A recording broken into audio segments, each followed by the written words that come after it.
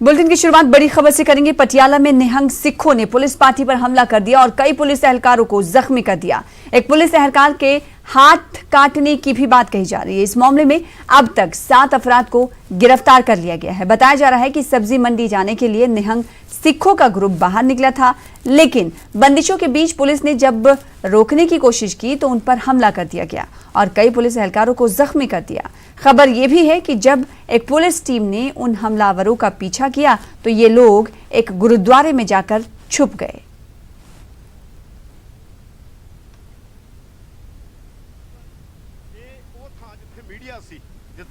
पास ਦੇ ਨਾਲ ਐਂਟਰੀ ਹੈਗੀ। ਪਾਸ ਪੁਲਿਸ ਮੁਲਾਜ਼ਮਾਂ ਕੋਲੋਂ ਮੰਗਿਆ ਗਿਆ। ਕੋਈ 4 ਬੰਦੇ ਸੀ ਗੱਡੀ 'ਚ, ਉਹਨਾਂ ਤੋਂ ਮੰਗਿਆ ਗਿਆ ਪਾਸ। ਉਹਨਾਂ ਕੋਲ ਪਾਸ ਨਹੀਂ ਸੀ। ਉਹਨਾਂ ਕੋਲ ਪਾਸ ਨਾ ਹੋਣ ਕਰਕੇ ਉਹਨਾਂ ਨੂੰ ਪੁਲਿਸ ਮੁਲਾਜ਼ਮ ਤੁਸੀਂ ਨਹੀਂ ਜਾ ਸਕਦੇ। ਉਹਨਾਂ ਨੇ ਕਿਰਪਾਨਾਂ ਨਾਲ ਪੁਲਿਸ ਮੁਲਾਜ਼ਮ ਦੇ ਬਹੁਤ ਮਾੜੀ ਗੱਲ ਦਾ ਬਹੁਤ ਹਮਲਾ ਕੀਤਾ ਕਿ ਹਰਨੇਕ ਸਿੰਘ ਜੀ ਐਸਆਈ ਹੈ।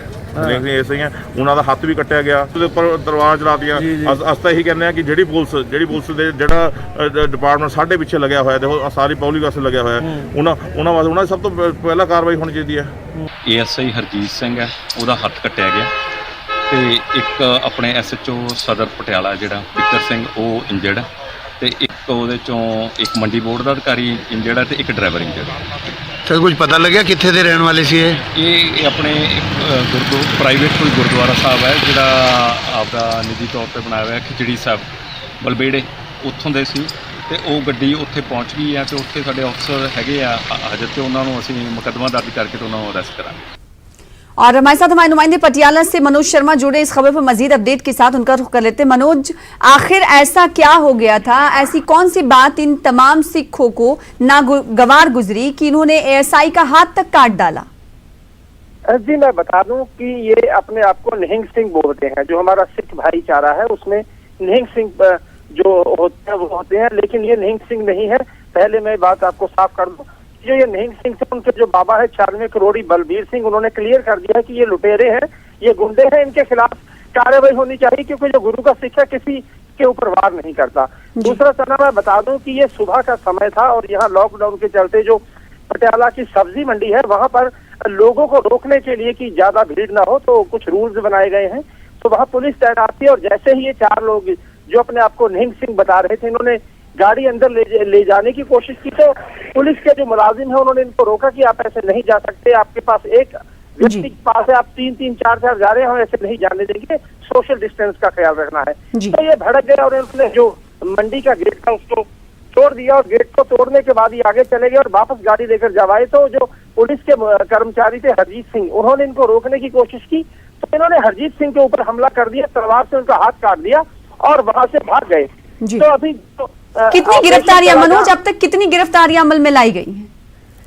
जी अभी तक 9 गिरफ्तारियां अमल में लाई गई है। कुछ असला भी बरामद हुआ है वहां से जहां ये रह रहे थे और पुलिस ने ऑपरेशन किया है वहां पे जाके, जो कमांडो ऑपरेशन हुआ उसके बाद 9 लोगों को गिरफ्तार किया है। कुछ फायरिंग भी हुई है और एक व्यक्ति इनका था जो हमलावर है उसको भी गोली लगी है पैर में और 9 लोगों को गिरफ्तार कर दिया गया है जिनमें एक महिला भी शामिल है। जी अगर पुलिस एहलकारों की बात करें, एक एएसआई का हाथ कटा है, इसके अलावा भी कहा जा रहा है कि कई ऐसे पुलिस एहलकार हैं जो जख्मी हुए, इनकी तादाद कितनी है?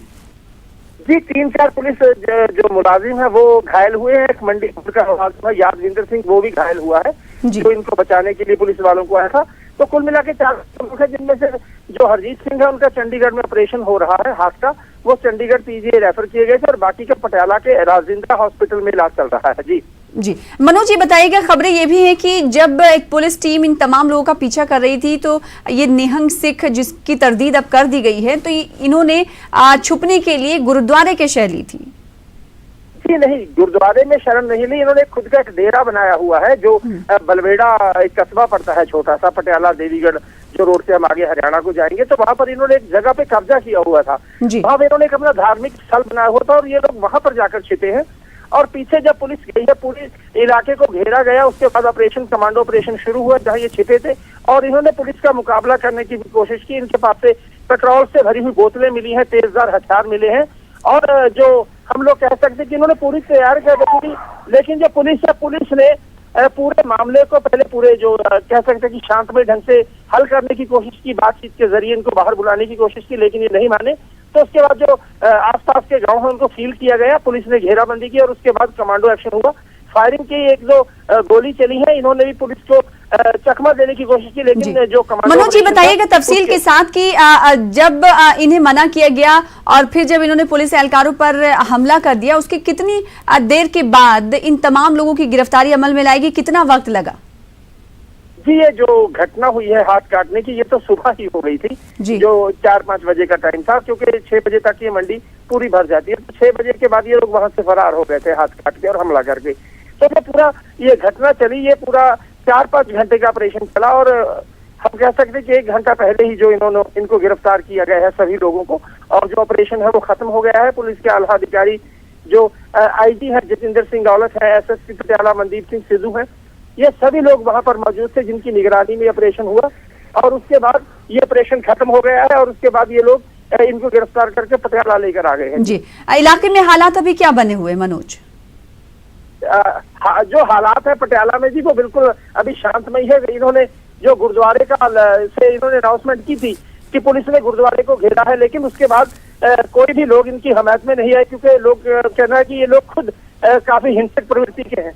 और उसके बाद किसी ने इनकी हमायत करने की कैसे कोशिश नहीं की और इनको गिरफ्तार कर लिया गया। जी, यानी उन्होंने माहौल को भड़काने की कोशिश की इन तमाम लोगों ने, लेकिन वहां के लोगों ने इन पर कान नहीं धरे।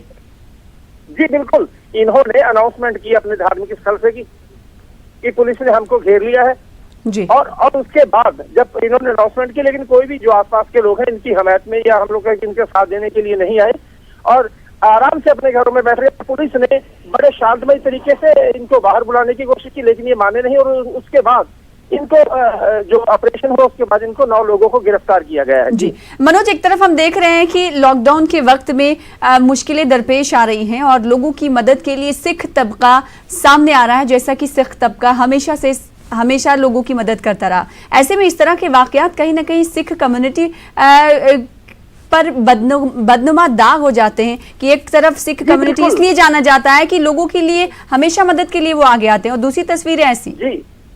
जी बिल्कुल, जो गुरु साहबान है सिख धर्म के जितने भी गुरु हैं, गुरु गोविंद सिंह जी हो या गुरु नानक देव जी हो, गुरु तेग बहादुर जी हो, सभी ने आपसी भाईचारे का संदेश दिया है। जो मजलूम है उनकी मदद करने के लिए कहा है, अपने हिस्से की रोटी भी दूसरे किसी भूखे को देने की बात की है उन्होंने। और जो सिख धर्म है हमेशा दुनिया सिर्फ हिंदुस्तान की बात नहीं है, पूरे हम लोग कह सकते हैं पूरी दुनिया में सिख भाईचारा ऐसे लोगों की मदद के लिए आगे आ रहा है। लेकिन ये लोग जो सिखों के भेष में, क्योंकि जितने भी सिख संगठन है उन्होंने इसकी निंदा की है, एसजीपीसी ने की है, जो दूसरे सिख संगठन है, या निंग सिंह जो बाबा बलबीर सिंह है इनके चीफ है, उन्होंने भी कहा कि ये लोग सिखों के भेष में गुंडे हैं, जिन्होंने ऐसा एक पुलिस मुलाजिम जो लोगों की सुरक्षा के लिए अलग अलग रखने के लिए कि काउंटडाउन ये लॉकडाउन चल रहा है उसके लिए उसको तैनात किया, तो उसने हमला किया। तो सिख धर्म में ऐसे लोगों के लिए तो जगह है ही नहीं। सिख धर्म ऐसे लोगों की हमायत ही नहीं करता जो किसी बेकसूर के ऊपर या जो अपनी ड्यूटी कर रहा हो उसके ऊपर इस तरह का हमला करे। बिल्कुल मनोज, एक आखिरी सवाल ये करना चाहेंगे, 9 लोगों की गिरफ्तारी आपने कहा कि अब तक हो पाई है, क्या पुलिस कई और लोगों की निशानदेही कर चुकी जिन्हें गिरफ्तार करने की तैयारी कर रही पुलिस? जी नहीं, क्योंकि ये कोई प्री प्लानिंग इनका प्रोग्राम नहीं था कि यहाँ छुपकर इन्होंने कोई वारदात को अंजाम दिया हो।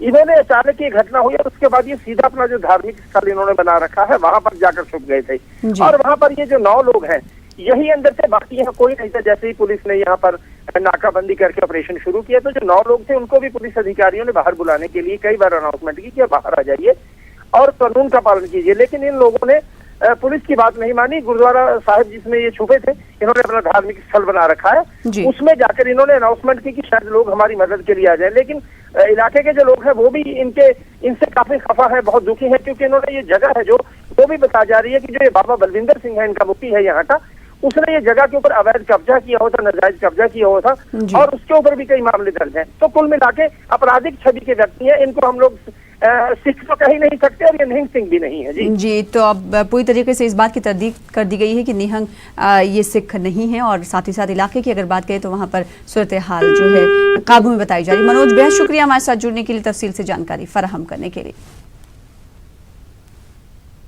फिलहाल आगे बढ़ेंगे, महाराष्ट्र की बात करेंगे। महाराष्ट्र में कोरोना मुस्बत केसों की तादाद 1895 हो चुकी है, जबकि 127 की जान जा चुकी है। गुज़िश्ता 12 घंटे में 134 केस सामने आ चुके हैं, जबकि 208 अफराद सेहतियाब भी हुए हैं। हालांकि मुल्क भर में सबसे ज्यादा केस महाराष्ट्र में ही सामने आए हैं। पिछले 24 घंटे में 17 अफराद जाँ बहक हुए हैं।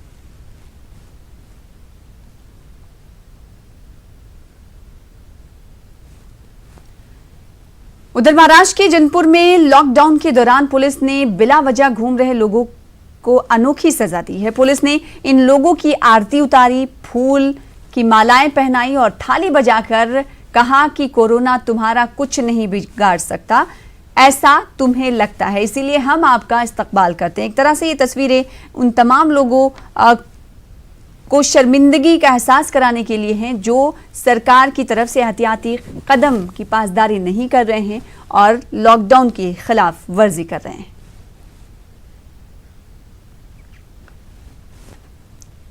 और अब आइए आपको दिखाते हैं मुंबई की धारावी की एरियल तस्वीरें। लॉकडाउन की वजह से चारों तरफ सन्नाटा है। मुंबई की धारावी में कोरोना मरीज की तादाद में इजाफा हो रहा है। धारावी में कोरोना मरीजों की तादाद 43 हो चुकी है। एशिया की सबसे बड़ी झोपड़पट्टी धारावी में ही है।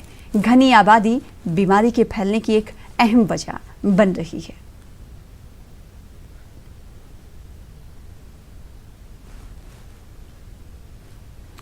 महाराष्ट्र हुकूमत ने बीएमसी को प्रोटेक्टर 600 नाम की मशीन मुहैया कराई है, जिसके जरिए मुंबई के कई इलाकों में केमिकल का छिड़काव किया जा रहा है। इस मशीन में सोडियम हाइपोक्लोराइड केमिकल का इस्तेमाल किया जा रहा है। आपको बता दें कि इस मशीन से एक बार में करीब 30 फीट की चौड़ाई में केमिकल का छिड़काव किया जा सकता है। इस मशीन का इस्तेमाल महाराष्ट्र में पहली बार हो रहा है।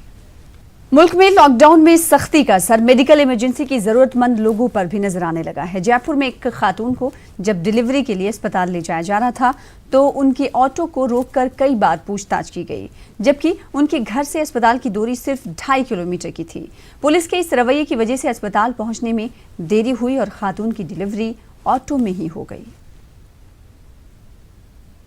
आज एक अजीब मामला देखने को मिला, जहां पर महिला चिकित्सालय अस्पताल पहुंचने से पहले ये गर्भवती महिला ने ऑटो के अंदर एक बच्चे को जन्म दे दिया। दरअसल ये महिला चार दीवारी इलाके में रहती थी, जहां पर ये आज सुबह जब इसे लेबर पेन हुआ तो महिला चिकित्सालय के लिए रवाना हुई। रास्ते में लॉकडाउन की वजह से काफ़ी पूछताछ की गई। रास्ते में जितना वक्त लगना चाहिए था उससे ज़्यादा वक्त लगा और नतीजा ये रहा कि डिलीवरी ऑटो में ही हो गई। फिलहाल जो बच्चे के पिता हैं अब्दुल्लई को हमारे साथ में, तो बातचीत करते हैं। क्या पूरा मामला है, क्या हुआ था? क्या है, यहाँ आने में 10 मिनट का टाइम लगता है। लॉकडाउन होने की वजह से 20 मिनट लगा आने में। अस्पताल के मेन गेट के वहीं। तो लॉकडाउन में क्या मतलब पूछताछ ज़्यादा की गई, क्या हुआ? हाँ, लॉकडाउन में पूछताछ की पुलिस ने, चक्कर थोड़ा 10 मिनट लगा। कितना किलोमीटर दूर है आपका घर यहाँ से? यहाँ 2.5 किलोमीटर। 2.5 किलोमीटर का अमूमन 10 से मतलब 5 से 10 मिनट आपको लगते हैं अगर आप सीधे रास्ते आते? हाँ, अब 10 मिनट की 20 मिनट लग गया लॉकडाउन की वजह से। तो आप लोग ऑटो से क्यों रवाना हुए? एम्बुलेंस नहीं है आपके पास? एम्बुलेंस कोई बराबर पहुंच गया, उन्होंने भी टाइम वेस्ट कर दिया। 1 घंटे की कैब, फिर हमने ऑटो लानी पड़ी। फिर ऑटो लाना पड़ा और ऑटो लॉकडाउन में ज़्यादा मतलब सख्ती की वजह से बार बार पूछताछ की गई। फिर डिलीवरी कहाँ हुई आपकी? और ये हॉस्पिटल के मेन गेट के वहीं, मेन गेट के बाहर ही डिलीवरी हो गई। लेबर रूम तक नहीं पहुंच पाई आपकी? हाँ, लेबर रूम पूरी तरीके से नहीं पहुंच पाया। अब आपने अस्पताल पहुंचा दिया, बच्चा दोनों की तबीयत कैसी? दोनों सही है। क्या कह रहे हैं डॉक्टर वगैरह? सही है, ऐसी कोई बात नहीं है। कब तक छुट्टी मिल पाएगी? कल मिल जाएगी। कल छुट्टी मिल पाएगी। हाँ। तो क्या लगता है आपको, मतलब लॉकडाउन में थोड़ा मेडिकल इमरजेंसी वालों को इतना ज़्यादा सख्ती से मतलब पूछताछ नहीं की जानी चाहिए? नहीं, मेडिकल वालों की तो कोई गलती नहीं है। लॉकडाउन की वजह से ज़्यादा चक्का पड़ रहा है, लोगों को परेशानी झेलनी पड़ रही है। मतलब लॉकडाउन में पूछताछ भी ज़रूरी है, सख्ती भी ज़रूरी है, बट जिनके साथ मेडिकल इमरजेंसी हो उन्हें थोड़ा ध्यान से देखा जाना चाहिए। हाँ, जी बिल्कुल। तो ये अब्दुल्लई हैं, इनकी पत्नी खातून निसा है, जो कि आज सुबह ये लोग रवाना हुए थे। जुलाहो में इनका मकान है, यहाँ से महज 2.5 किलोमीटर दूर है, जो कि रामगंज के अंदर आता है। रामगंज कोरोना एपिसेंटर होने की वजह से काफ़ी हॉट स्पॉट है। ऐसे में वहाँ महा लॉकडाउन लगा हुआ है, लेकिन महा लॉकडाउन का खामियाजा उन मेडिकल इमरजेंसी वाले लोगों को भी भुगतना पड़ रहा है, जिन्हें कि थोड़ी छूट इन हालात में दी जानी चाहिए। अरबाज अहमद, न्यूज़ 18 के लिए जयपुर से। कर्नाटक में वजीर आला येदियुरप्पा ने 14 अप्रैल के बाद मजीद 15 दिनों के लिए लॉकडाउन में तोसी करने की बात कही है। बेंगलुरु के समाजी कारकुन कहते हैं कि मौजूदा हालात के पेश नजर लॉकडाउन में तोसी होनी चाहिए, लेकिन हुकूमत को चाहिए कि वो अशियाए जरूरिया घरों तक पहुंचाने का इंतजाम करे। इस सिलसिले में एक फाउंडेशन ने रियासती और मरकजी हुकूमत को खत लिखा है।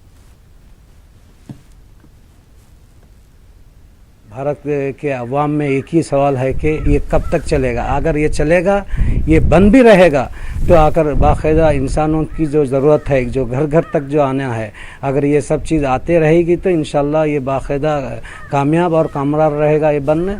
जो तरीक़ा जो किया जा रहा है पब्लिक के थ्रू चाहे या पुलिस के थ्रू, बिल्कुल इससे पब्लिक को बहुत तकलीफ़ हो रही है। जैसे बिना शेड्यूल के ग्रॉसरी स्टोर्स बंद करवा दिए जा रहे हैं। मैं एक होलसेलर हूँ, वहाँ पे शेड्यूल ही नहीं बताते कि टाइमिंग क्या है वगैरह कुछ भी।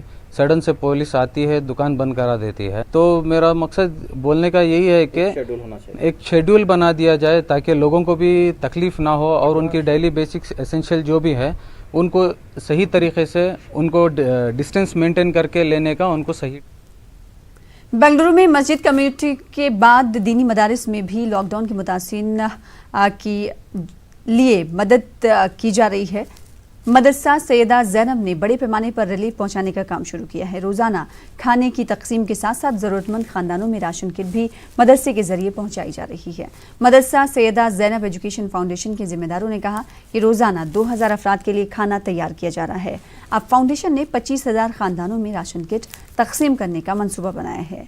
कोरोना वायरस से पैदा हुए हालात को देखकर मदरसे की इंतजामिया खिदमत के लिए आगे आई है। मदरसे के नुमाइंदों ने लोगों से अपील की है कि वो लॉकडाउन की हरगिज खिलाफ वर्जी ना करें। आजमाइश के इस दौर में सब्र तहम्मुल का मुजाहरा करें। साहिब सरवत अफराद अपने अपने इलाकों में गरीब और ज़रूरतमंदों का ख्याल रखें। हमारे खिदमात जो हैं और बढ़ गए हैं। सैयदा ज़ैनब एजुकेशन फाउंडेशन की जानिब से सोशल मीडिया में ये ऐलान कर दिया गया है कि जहाँ कहीं भी खाने पीने की लोगों को ज़रूरत है, हमें इत्तला कर देना, और राशन की ज़रूरत है ये भी इत्तला कर देना।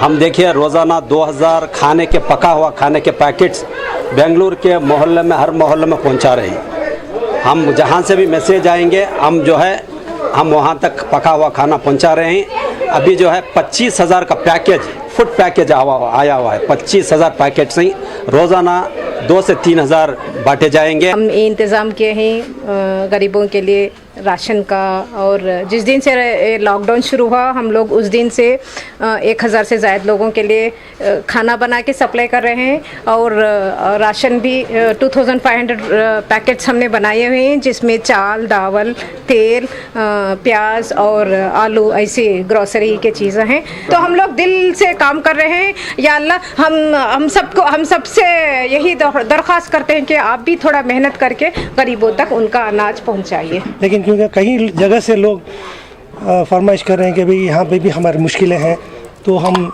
ये डिसाइड किए हैं कि तकरीबन 25,000 तक पैकेट बनाएं मदरसे से, और इस फूड पैकेट्स को हम घर घर तक पहुँचाएँ। जहाँ पे भी मुस्तहक़ या गरीब लोग हैं, जो भी ज़्यादातर गुर्बत में हैं, उनको पहुँचाने का बेड़ा लिए हैं। तमाम वॉलंटियर्स के साथ और अपने मेंबर्स के साथ हमने ये काम अंजाम दे रहे हैं। आज से शुरू किए हैं, अगले 10-15 दिन तक इंशाल्लाह ये कंप्लीट 25,000 का जो डिस्ट्रीब्यूशन है, इंशाल्लाह हर दिन 1,000, 1,500, 2,000 तक हम इंशाल्लाह कवर करेंगे।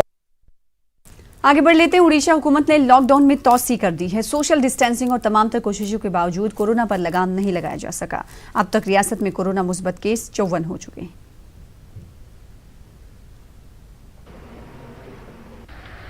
देखिए, पिछले 24 घंटे में 4 नया पॉजिटिव केस के साथ उड़ीसा में total number of corona positive cases 54 यानी 54 पर आ गई हैं। गवर्नमेंट के कहने के मुताबिक इस 54 पॉजिटिव में 41 लोगों का यानी 41 लोगों का इलाज चल रहा है। 12 लोगों को डिस्चार्ज किया गया है और एक ही का मौत हुई है। Lockdown, shutdown, social distancing maintain के बाद भी यहाँ का जो बढ़ते पॉजिटिव केसेस सामने आती है उसको ध्यान में रखते हुए यहाँ का सरकार ने डेडिकेटेड कोविड हॉस्पिटल बनवाया है 2000 बेडेड का। अहम बात यह है कि यहाँ का उड़ीसा पहला स्टेट है जो डेडिकेटेड कोविड हॉस्पिटल बनवाया है, और आगे ध्यान भी है सरकार का कि जैसे कोविड-19 वायरस ना फैले। सरकार का कोशिश ये है कि हर एक लोगों को सोशल डिस्टेंस के बारे में पता चले, मास्क पहने और खुद को सुस्त ये तंदुरुस्त रखे।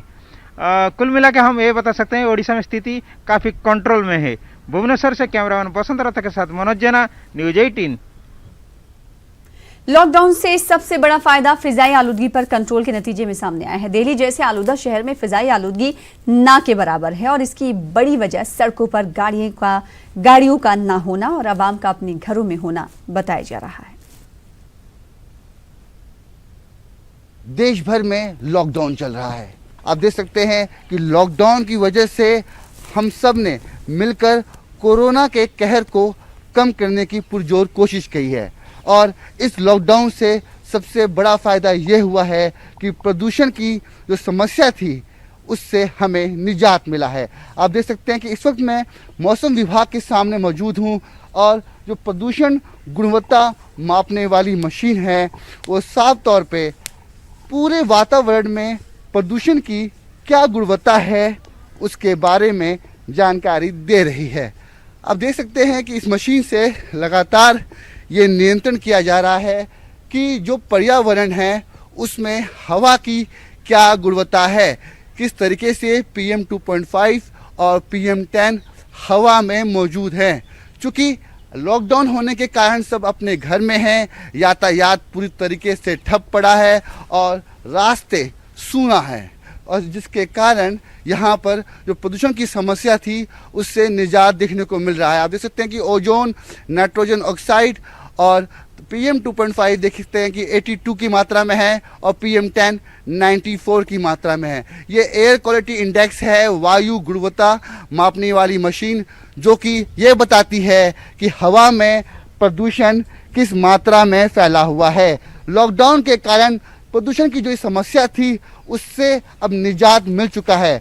लॉकडाउन भले ही ख़त्म हो जाए मगर कोरोना अभी ख़त्म नहीं हुआ है, तो हम सबको कोरोना के ख़त्म होने का इंतज़ार करना चाहिए, क्योंकि अगर हम सब अपने घर में सुरक्षित रहेंगे, सचेत रहेंगे, सतर्क रहेंगे तभी कोरोना हारेगा। कैमरा पर्सन मुनमुन के साथ मैं रवि कुमार मिश्रा, न्यूज़ 18 नई दिल्ली।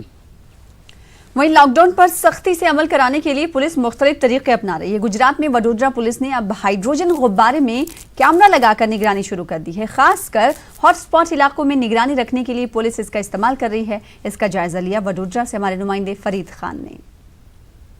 हाल कोरोना संकट को लेकर लॉकडाउन की स्थिति है और खास करके वडोदरा में दो जो एरिया है उसको रेड जोन डिक्लेयर किया गया है। एक है वडोदरा का नागरवाला सैयदपुरा और दूसरा है तांदलजा, और दोनों जो रेड जोन जो एरियाज है वहाँ पे लॉकडाउन का अमल करने के लिए जो लोग है उसको लॉकडाउन में घर में पे ही रहे और कोई भी नियम का भंग ना करे, इसलिए वडोदरा पुलिस ने एक नया ही एक्सपेरिमेंट अमल में यहाँ पे रखा है। देखिए मेरे सामने यहाँ तांदलजा का जो रेड जोन विस्तार है वहाँ पे हाइड्रोजन बलून है उसको यहाँ पे बिल्कुल आकाश के अंदर छोड़ा गया है। ये जो हाइड्रोजन बलून है वो 24 घंटा कार्यरत रहता है और ये बलून जो है वो टेक्नोलॉजी के जो सर्वेलेंस है उससे सज्ज किया गया है। बलून में जो खास करके पब्लिक को एड्रेस करने के लिए माइक लगाया गया है, साथ में CCTV कैमरा भी है और फ्लैश लाइट भी बिल्कुल इसमें लगाया गया है। यानी कभी कोई इमरजेंसी में कुछ अनाउंस करना हो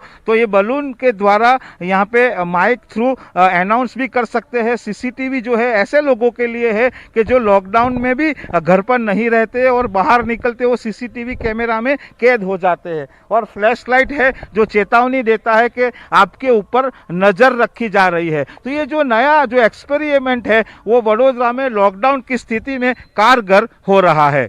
कैमरामैन अंकित गोंसीकर के साथ फरीद खान, न्यूज़ 18 वडोदरा। इस बीच बड़ी खबर महाराष्ट्र से आ रही जिसका रुख कर लेते हैं। महाराष्ट्र में कोरोना मामले में लगातार उछाल देखा जा रहा है। नागपुर में कुछ देर पहले 14 केस मुस्बत पाए गए थे, वहीं नासिक जिले में कोरोना के 30 केस मुस्बत पाए गए हैं। तो मालेगांव के हालात मजीद खराब होते हुए दिखाई दे रहे हैं। कोविड पॉजिटिव केस में मुसलसल इजाफा महाराष्ट्र में देखा जा रहा है। वैसे पूरे हिंदुस्तान में महाराष्ट्र में ही सबसे ज्यादा कोविड-19 के केसेस दर्ज किए गए हैं, तो ये तादाद कम नहीं हो रही है बल्कि लगातार कोरोना मामले में महाराष्ट्र में इजाफा दिखाई दे रहा है, उछाल दिखाई दे रहा है। नासिक के मालेगांव में ज्यादा मामले सामने आए हैं।